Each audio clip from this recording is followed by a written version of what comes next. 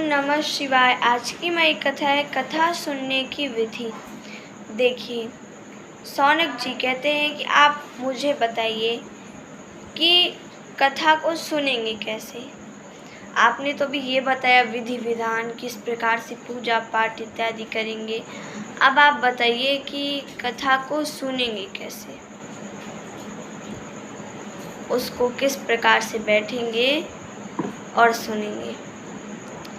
श्री सूत जी कहते हैं कि देखो शौनक, कथा जो होती है उसको हमें ध्यान से सुनना चाहिए, क्योंकि उसका जो एक एक शब्द होता है हमारे कानों के लिए बहुत ही फायदेमंद होता है और मोक्ष की प्राप्ति कराने वाला होता है।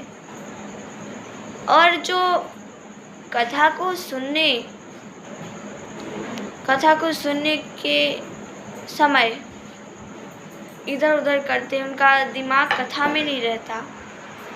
उनके कानों में चाहे पूरी कथा चली जाए पर फिर भी उनको कुछ नहीं होगा। एक तरफ सूत जी कह रहे हैं कि जो एक भी शब्द सुन ले उसको मोक्ष प्राप्त हो जाता है, और एक तरफ कह रहे हैं कि जो ध्यान से नहीं सुन रहा है वो चाहे पूरी कथा सुन ले पर कुछ नहीं होगा।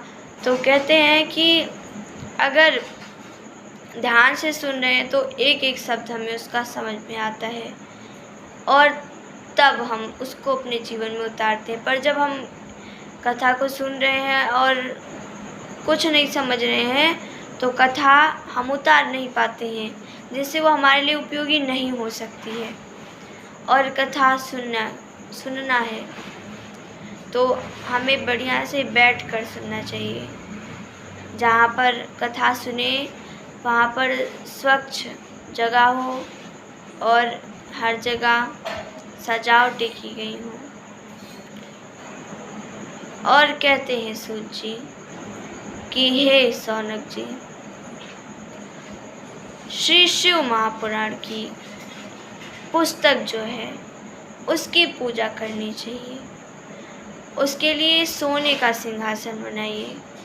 पुस्तक के लिए आप अगर बहुत धनवान है तो सोने का बना सकते हैं, अन्यथा वैसे भी बना सकते हैं। और बनाने के पश्चात वो सिंहासन भेंट कर दीजिए किसी को। और यदि आप उस सिंहासन के साथ अपनी पुस्तक को किसी ब्राह्मण को भेंट करते हैं तो आपको काफ़ी नहीं बहुत ज़्यादा लाभ मिलेगा। समझिए, आपको मोक्ष की प्राप्ति होगी। कहते हैं कि जो पुस्तक हो उसको अपने पुरोहित को देना चाहिए। आप जितनी कथाएं कराएं उसमें पुस्तक लगती है और उस पुस्तक को अपने पुरोहित जी को देना चाहिए। तो इस प्रकार पुस्तक का सम्मान करना चाहिए। और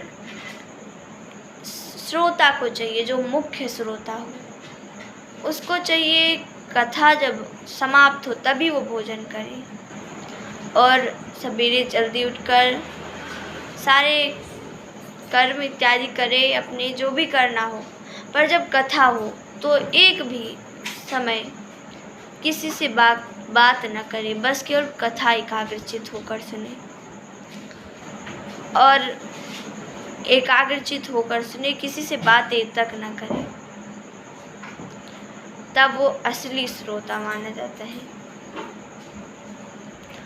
और श्रोता को चाहिए कि सारा जो मुख्य श्रोता है वो सारी व्यवस्था को संभाले रहे एक तरफ, और एक तरफ व्यवस्था के साथ साथ में सबको देखे भी रहे पर कथा किस ओर ज़्यादा रहे। और अगर श्रोता काफ़ी बलशाली है, शक्तिवान है, तो उसको चाहिए वो भोजन ना करे जब तक कथा चले। भोजन ना करे, जल पिए, दुग्ध पिए, कुछ भी पिए, पान करे पर भोजन न करे।